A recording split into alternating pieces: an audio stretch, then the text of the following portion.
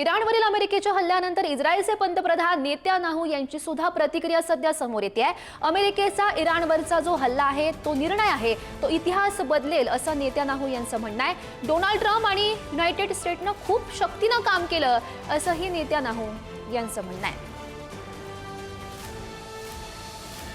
तर आपण बघू शकतो आता इस्रायलचे पंतप्रधान नेत्यानाहू यांची ही प्रतिक्रिया। अमेरिकेने जो हल्ल्याचा निर्णय घेतला आहे तो इतिहास बदलेल असं त्यांचं म्हणणं आहे।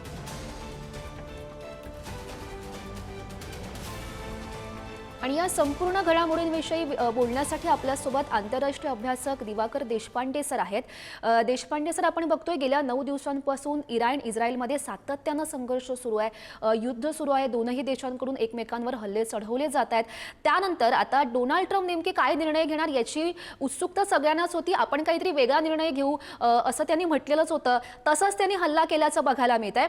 सोबतच आता इराणकडून सुद्धा त्यांना प्रत्युत्तर देण्यात आलेलं आहे, इशारा देण्यात आलेले आहेत। काय याचे नेमके पडसाद उमटू शकतात?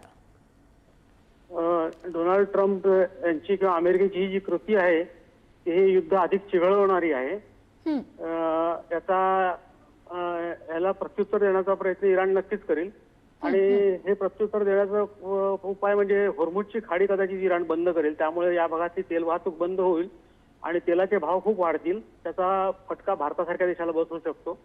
आणि इराणचे जे दहशतवादी संघटना इराणने जोपासल्या आहेत, हुती किंवा हेजबोल्ला वगैरे, या संघटना हळूहळू या भागातून येणारे जहाजं जी आहेत पाश्चात्य देशांची त्यांच्यावर हल्ले करतील आणि या भागातली वाहतूक, समुद्री वाहतूक जी आहे ती बंद करण्याचा प्रयत्न करतील। त्याचा परिणाम जागतिक अर्थव्यवस्थेवर होऊ शकतो। हा सर्वात मोठा धोका त्यातला आहे। शिवाय इस्रायलवरचे हल्ले इराण वाढवू शकतं आणि इराणचे हल्ले बऱ्यापैकी यशस्वी होत आहेत असं दिसतं। त्यामुळे इराण हे हल्ले अधिक जोमाने करेल आणि जागतिक परिस्थिती एकूणच अत्यंत अस्थिर अशी होईल आणि दीर्घकाळ ती अस्थिर राहील। कारण इराण हा चिवट देश आहे जरासा आणि तो असा दहशतवादी हल्ले अनेक वर्ष करू शकतो याच्या पुढच्या काळात। आणि अमेरिकेकडे अशा हल्ल्यांना कोणत्याच मोठ्या देशाकडे काही उत्तर नसतं। म्हणजे भारताकडे जसं दहशतवादी हल्ल्यांना कायमचं उत्तर नाही, तसं जगातल्या अन्य देशांकडेही याच्यावर काही फारसं उत्तर असेल असं नाही। इराण कदाचित या पुढच्या काळात अधिक दहशतवादी हल्ले वाढविल आणि जागतिक परिस्थिती अत्यंत अस्थिर होत जाईल असं दिसतंय।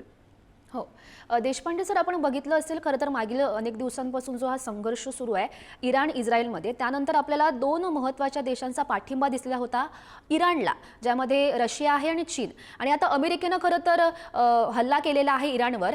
त्यानंतर भारताची नेमकी भूमिका काय असू शकते? कारण आपण बघितलं गेलं तर आपले संबंध इस्रायलशी म्हणा किंवा अमेरिकेशी म्हणा आणि इराणशी म्हणा हे चांगले आहेत। भारताची भूमिका नेमकी काय असू शकते? नाही, भारताचे दोन्ही देशांशी चांगले संबंध आहेत आणि या दोन्ही देशांनी आपसात बसून चर्चा करून हे प्रश्न सोडवावा अशी भारताची इच्छा आहे।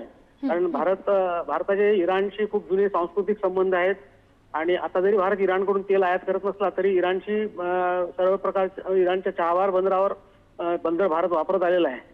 त्यामुळे इराणमध्ये अशांतता व्हावी असंही भारताला वाटत नाही। आणि इस्रायल हा भारताला मदत करणारा देश आहे। विशेषतः पाकिस्तानच्या युद्धामध्ये इस्रायलची भारताला खूप मदत झाली।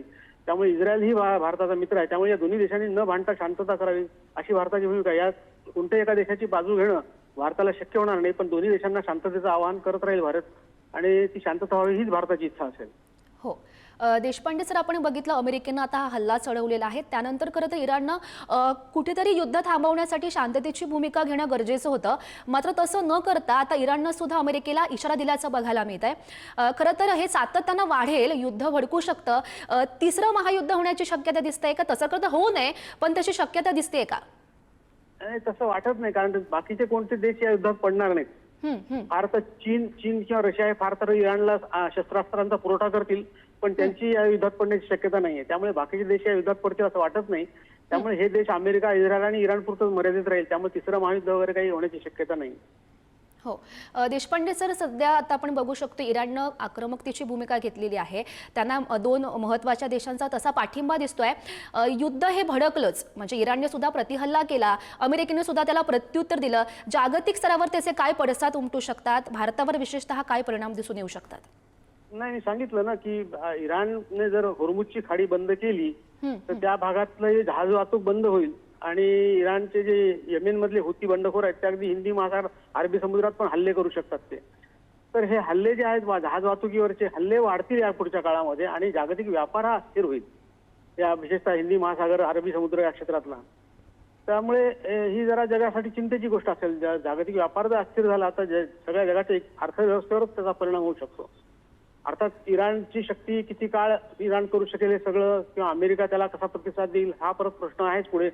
कारण अमेरिका हे एक अत्यंत शक्तिमान राष्ट्र आहे आणि ते त्याच्याविरुद्ध जाणाऱ्या देशांना अगदी बेचिराग करण्याची शक्ती अमेरिकेकडे आहे. त्यामुळे अमेरिका पुढे काय करेल, हे किती चिघळेल, किंवा इराण पुढे किती चिघळेल, या दोन्ही देशांच्या पुढच्या हालचालींवर सगळं अवलंबून आहे. त्यामुळे जर यातल्यापैकी कोणी संयम दाखवला अमेरिकेने किंवा इराणने या पुढच्या काळात, तर हे सगळे शांत होऊ शकेल. परंतु तशी शक्यता खूप सध्या तरी कमी दिसते. हो, खरं तर देशपांडे सर, आपण बघितलं यामध्ये इस्रायलचे पंतप्रधान नेत्यानाहू सुद्धा यांची सुद्धा प्रतिक्रिया समोर येते, जी त्यांची महत्त्वाची भूमिका येणं गरजेचं होतं. त्यांचं असं म्हणणं आहे की जो अमेरिकेने हल्ला केला हा निर्णय बदलवणारा त्यांचा निर्णय असल्याचं त्यांचं म्हणणं आहे. याबाबत तुम्ही काय सांगाल? नाही, या हल्ल्याने इराणचा निर्णय बदलेल असं काही वाटत नाही. उलट इराणचा निर्णय अधिक दृढ होईल आणि इराण पुन्हा अणुबॉम्ब तयार करता येईल का याचा विचार करेल.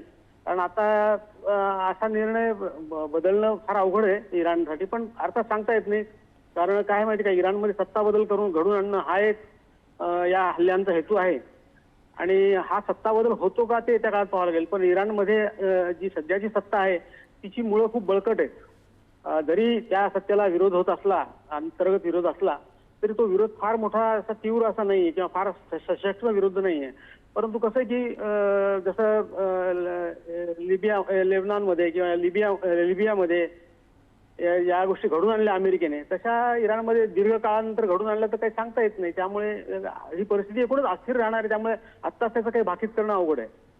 बरोबर, नक्कीच देशपांडे सर, तुम्ही म्हटल्याप्रमाणे खरं तर हे हल्ले वेळीच थांबणं गरजेचं आहे, नाहीतर ते जागतिक स्तरावर खूप गंभीर परिणाम दिसून येऊ शकतात. देशपांडे सर, धन्यवाद दिलेल्या सविस्तर प्रतिक्रियेसाठी.